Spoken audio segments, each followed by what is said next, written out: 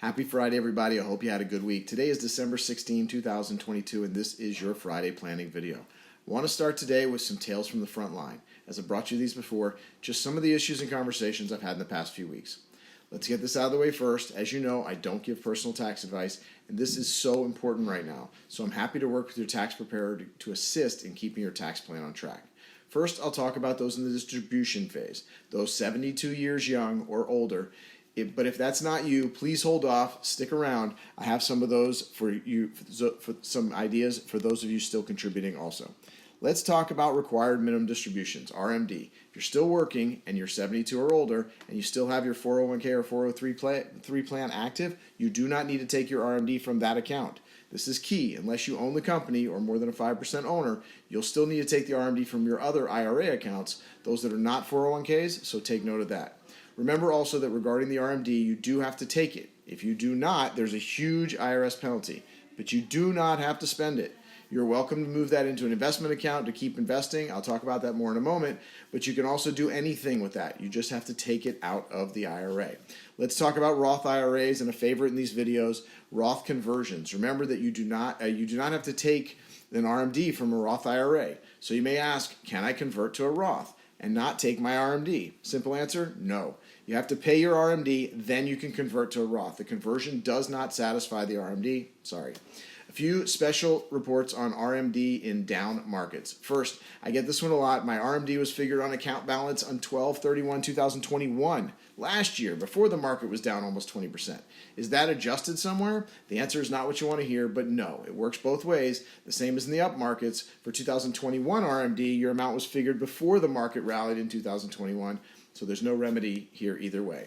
Second down market idea. If this is your 72 year, you also have until April 1st of the next year to take your first RMD. I've spoken about this before. The biggest warning is that your 2023 will have two RMDs in it, and they will both be taxable income. The good news, though, is that you'll have another 3 months to possibly get a recovery in the market value of those assets. Finally, for this one, if you have an RMD of, say, $50,000 and you have a stock position that used to be $60,000, but due to the down market it's now worth $50,000, you can distribute that asset in kind, hold that stock, and give it a chance to recover its value back to $60,000 or more. You will have to roll that into a taxable investment account, and you will be responsible for the gains from the $50,000 to the $60,000. But that may be a better idea than taking the loss and locking it in. Okay, for those of you that are in the contribution phase, I hope you're still with me. Deadline for 2022 contributions for IRAs and Roth IRAs, April 15th of next year, 2023. So you still have some time. You also have that sweet spot in the next 3.5 months. You can make 2022 contributions as well as 2023 contributions. So if you think the market is presenting an opportunity, something we don't discuss here on the Friday videos, you'll have to come back on Monday. But if you do, you can get 2 years of contributions in before April 15th of next year. As for getting money in, you must make contributions in cash. Unlike the distributions I just mentioned that can be made in kind, you cannot contribute in stock. Sorry about that. I want to talk about one more thing, another item for the contribution crowd. But this can also be for those just looking to invest at all, not only in retirement accounts. Morningstar did a study, and I may have mentioned this before. They compared the investor who made $500 contributions monthly and kept going through bad times, and the other one was the investor that paused the investments. The two time periods they used, 2002, the dot-com bubble, and 2008, the great financial crisis. Investor A, the one who kept it up, monthly investments, I've spoken about those before. This does not have to be in your retirement plans. It can be, but if you have free cash flow to invest, adding money monthly may be a prudent plan. Anyway, Investor A outperformed Investor B, the one who paused the investments during the bad market. In the dot-com crash, Investor A ended up with $359,000 versus Investor B of $306,000, a difference of $53,000, pretty significant. The great financial crisis was still notable. A had $226,000 and B had $207,000, or a difference of $19,000.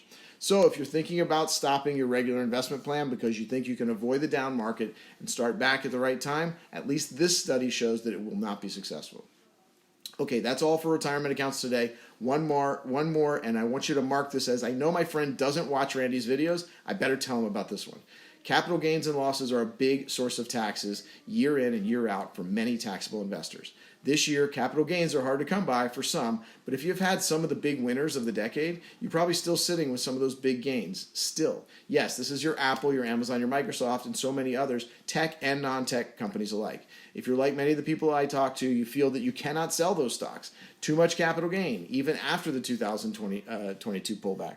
So there are some techniques that we should explore to identify if we can make the most of some of your gains and losses. Just to hit on this quickly, wash sale. Don't do it. Don't take a loss and buy that holding back within 30 days. It will disallow the losses for tax purposes, and the whole exercise was for nothing.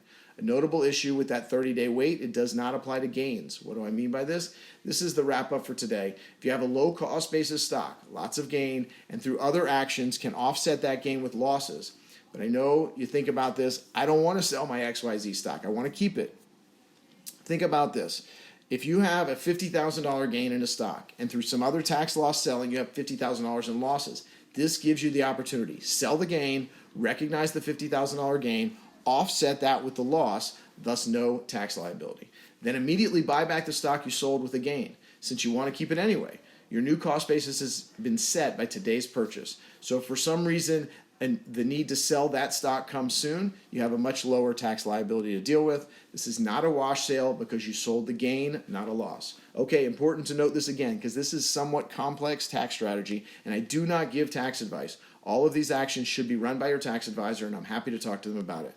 So that is today's review of some items for the end of the year and some even for beyond as we move into 2023.